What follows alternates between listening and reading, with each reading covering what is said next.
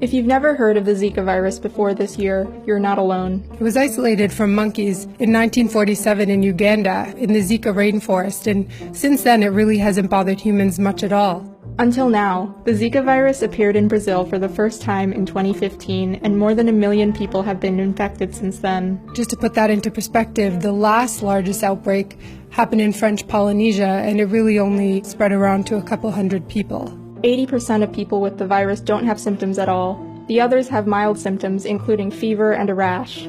So here's why public health officials are concerned. Now we're learning when pregnant women contract Zika, they can pass it on to their fetuses, and this in turn can cause terrible birth defects. This is microcephaly.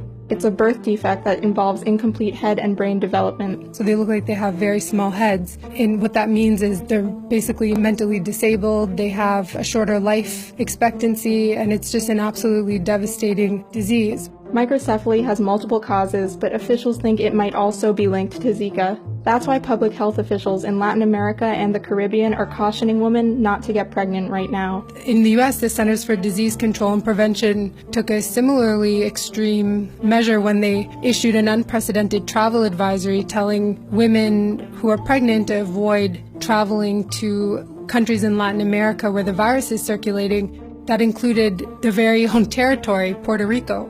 Zika virus is carried by mosquitoes. It might be transmitted through sex as well. And the type of mosquitoes that spread Zika live in warm areas all over the world, including the US.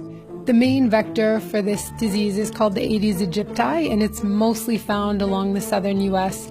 But there's some question about whether it's also carried by another mosquito called the Aedes albopictus, and that has a much broader range. Right now, there's no cure or treatment for Zika. They're working on vaccines, but that could take years. So really the only way to protect yourself is to try not to get bitten by mosquitoes, which is difficult to do.